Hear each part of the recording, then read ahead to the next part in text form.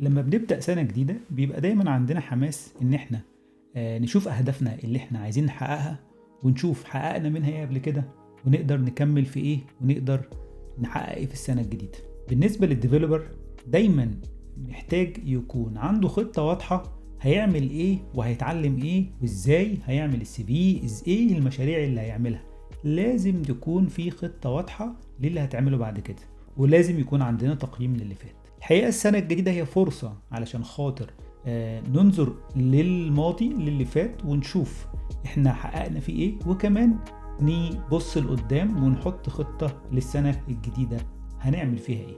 انا دايما بقول مش لازم استنى لسنة جديدة عشان اعمل كده، ممكن نعمل ده في اي وقت، ولكن بما انها سنة جديدة فدي فرصة كويسة ان احنا نخطط للسنة دي من دلوقتي. النهاردة احنا هنعمل خطة ل 2026، هساعدك ازاي تحط الخطة دي وتبقى نسخة احسن من نفسك كديفلوبر في نهاية 2026.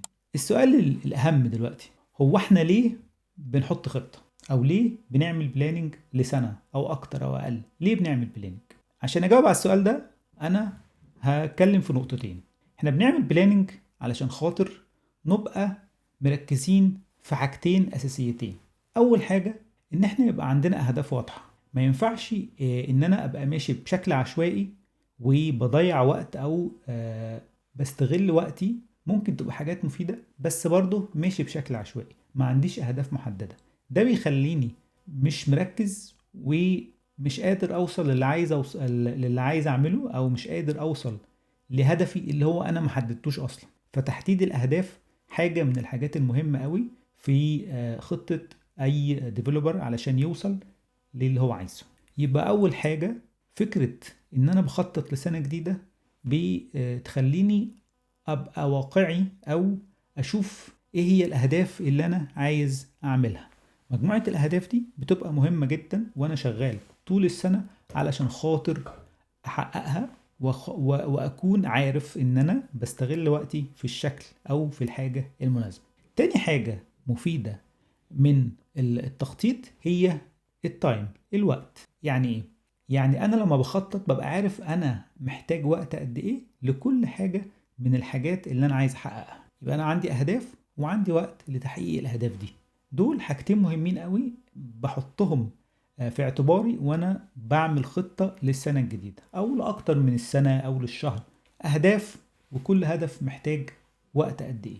الحاجات دي مش لازم تبقى دقيقة بنسبة 100%، بس مجرد التفكير فيها بيحط قدامك صورة للي انت محتاج تعمله. طيب، عايزين نعمل خطة ل 2026. قبل ما نعمل خطة ل 2026 نبص على اللي فات. انا هنا ببص على السنة اللي فاتت بشكل موضوعي وعملي جدا. مش عايز ابص على السنة اللي فاتت واشوف انا قصرت في ايه، وابقى بقول انا محققتش اللي انا عايزه، او محققتش حاجة، او ما وصلتش لحاجة. لا، احنا هنبص على 2025 بمنظور المراجعة. انا عايز اراجع 2025 او عايز اراجع الوقت اللي فات علشان خاطر ده يساعدني في تحقيق ايه اللي انا عايز احققه في 2026. طيب، اراجع ازاي؟ انا بجيب الوقت السنة اللي فاتت واشوف ايه الحاجات اللي انا نجحت في تحقيقها. انا دلوقتي نجحت ان انا اتعلم حاجة جديدة، نجحت ان انا اعمل مشروع على جيت هاب، نجحت ان انا اعمل حاجة ده الحاجة دي مفيدة ليا في الكارير او مفيدة ليا بشكل شخصي. اي نجاحات عملتها بكتب ليست. انا نجحت في ان انا مثلا اروح الجيم، في ان انا اخس، في ان انا اعمل لايف ستايل احسن. اي نجاحات بكتبها. وكمان اي فيليرز، الحاجات اللي انا كنت عايز احققها وما حققتهاش. دخلت امتحان وما توفقتش فيه، دخلت انترفيو وما توفقتش فيه. كل الفيليرز برضو محتاج اكتبها. ودي مهمة قوي علشان خاطر انا هنا بحط خطة لقدام، ولازم اتعلم من اللي فات. تاني، مش عايزين نكون سلبيين واحنا بنراجع اللي حققناه او اللي فات من انجازات او فيليرز. continue يعني ايه؟ ايه اللي هكمل فيه؟ ايه العادات اللي انا كونتها قبل كده ومحتاج اكمل فيها لانها فادتني؟ وليكن ان انا اتعودت ان انا اصحى الصبح مع وقت الفجر مثلا وابدا يومي صح. ابدا يومي من الصبح من الساعه 5. انا عرفت اكون العاده دي هكمل فيها. عرفت ان انا اكل اكل صحي، احضر الاكل بنفسي، اكمل فيها. كل العادات اللي ساعدتني وعايز اكمل فيها هكمل فيها. بدات كورس جديد، بدات كتاب جديد، هكمل. وستوب، ايه هي الحاجات اللي انا محتاج ابطل اعملها. برضو مهم احدد الحاجات اللي كانت بتعطلني واللي بتوقفني على تحديد اهدافي، وابطلها. على سبيل المثال السوشيال ميديا، كنت بضيع في السنه اللي فاتت وقت كتير قوي على الفيسبوك او على اي سوشيال ميديا. محتاج ابطل ده او اقلله. بنام متاخر، بسهر، باكل اكل غير صحي. كل حاجه. انا بتكلم بشكل عام لان كل ده برضو يا اما بيساعد او بيأخر فكرة تحقيق أهدافك كمبرمج. احنا السياق بتاعنا في الآخر هو سياق تحقيق الأهداف بالنسبة للديفلوبر، ولكن كل حاجة مرتبطة ببعض. فما ينفعش أكون أنا بنام متأخر وبسهر ومش بركز وباكل أكل غير صحي ومهمل في صحتي وفي نفس الوقت عايز أحقق نجاح في مجال البرمجة. في الحقيقة ده هيعطلك. عدم تركيزك على الحاجات التانية دي هيعطلك في انك انت تحقق اهدافك كمبرمج. طيب، اتكلمنا على 2025، قلنا هنحط لستة بالنجاحات والفيليرز والحاجات اللي هنكمل ونقف فيها. نبص على ايه هي الطريقة اللي هنحدد بيها اهدافنا. في لستة مبدئية كده انت ممكن تستخدمها، اللي هي الليرنينج والمشاريع والبيرتشيز، الحاجات اللي عايز تشتريها، واكتيفيتيز اند ايفنتس. اتكلم على كل نقطة فيها، ودي لستة مبدئية ممكن تغير فيها حسب طريقتك انت في تحقيق اهدافك. انا بقسمها لاربع حاجات، اللي هم learning، انا عايز اتعلم ايه في السنه الجديده. وليكن انا مثلا عايز اتعلم لغه برمجه جديده او اداه جديده، بحددها في الاهداف بتاعتي. عايز اتعلم مثلا حاجه بره التكنولوجي، كل ده بحدده. عايز اقرا كتاب جديد، دي نحطها في الليرنينج، في الحاجات اللي انا عايز اتعلمها. بروجكت، عايز اعمل مشروع جديد، عايز احط مشروع جديد على جيت هاب ريبو بتاعي، احدد انا عايز المشروع ده.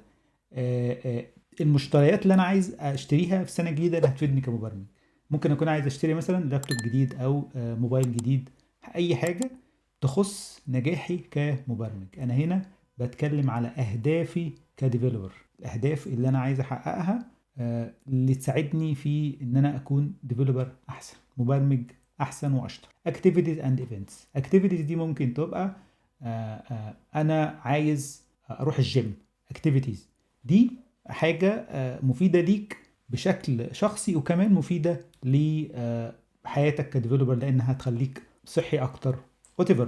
events، انا عايز اروح احضر ايفنت معين مرتبط بالتكنولوجي اللي انا بستخدمها. كل ده نقدر نحطه اهداف في السنة الجديدة. حط لستة من الاهداف علشان خاطر نبقى مركزين وعارفين احنا هنعمل ايه السنة الجاية. طيب، الكلام عام قوي وعايم، وطب هحدد اهدافي ازاي؟ انا هديك مثالين كده في مجال البرمجة علشان خاطر تعرف ايه الحاجات اللي محتاج تحط اهدافك حواليها، وممكن انت تضيف للامثلة دي او تعدل فيها. مثلا لو انا باك اند ديفلوبر، تخصصي باك اند، او انا عايز ابقى باك اند ديفلوبر. الباك اند ديفلوبر محتاج يتعلم مجموعة مهارات وتكنولوجيز علشان خاطر يعرف يبقى باك اند ديفلوبر شاطر، او يعرف يلاقي شغل، او يعرف يبقى نسخة احسن من نفسه. احنا دايما بنبص انا دلوقتي عارف ايه، وبعد سنة محتاج اكون عارف ايه، وهكذا. programming language، اول حاجة ايه هي لغة البرمجة اللي انت هتذاكرها. وليكن لو انت دوت نت هتحتاج تذاكر مثلا سي شارب.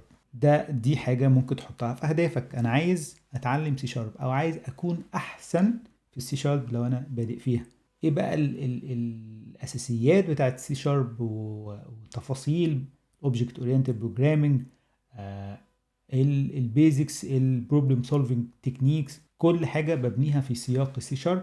ادي لغة البرمجة. الباك اند فريم ورك، سي شارب بتستخدم دوت نت، اوكي، او سي شارب جزء من الدوت نت.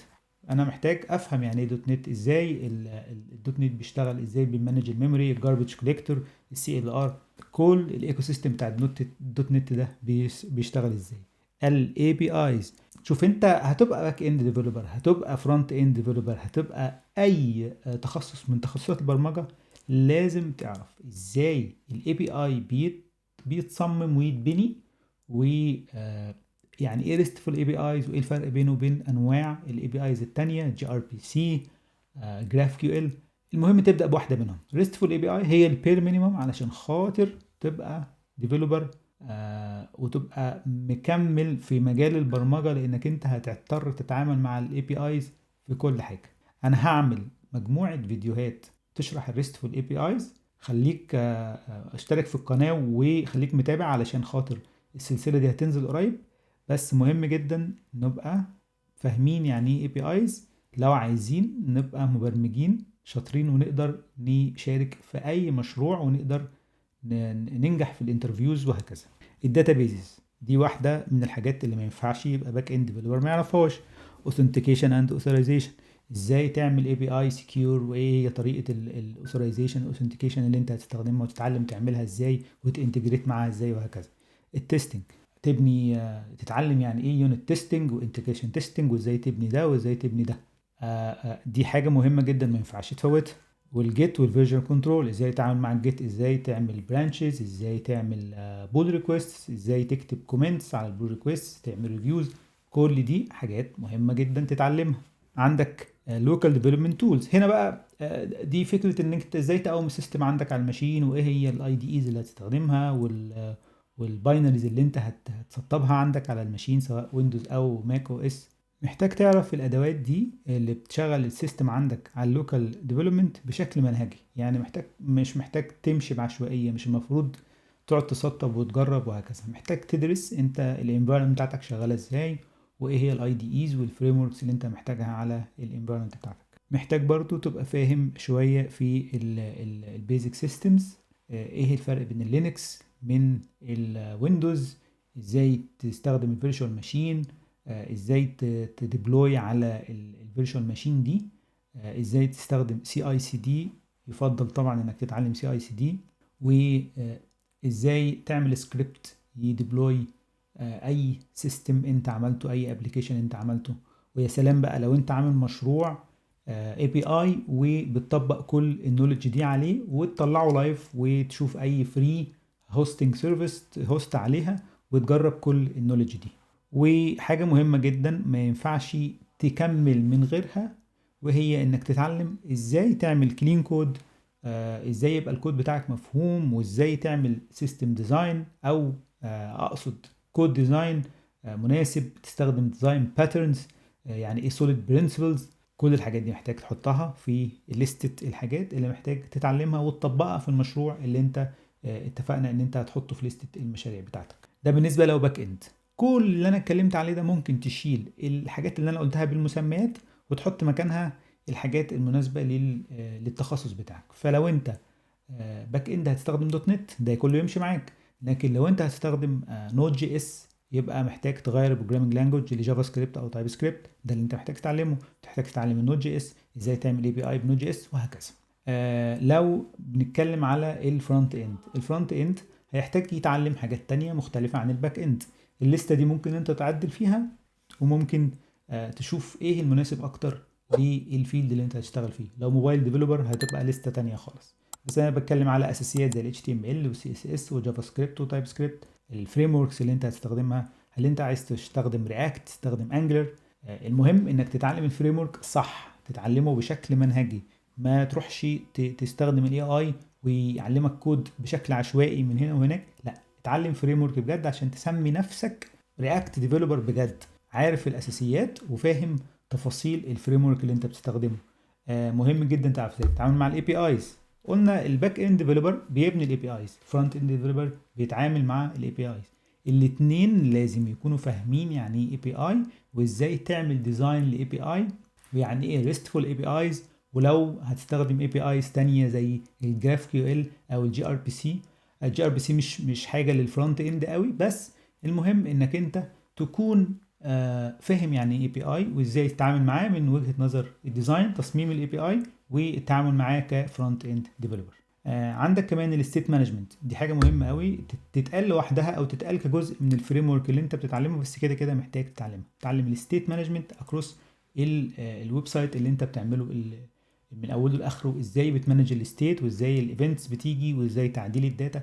تفاصيل كتير قوي كفرونت اند ديفلوبر هتضطر انك انت تتعلمها علشان تقدر تكمل شغلك.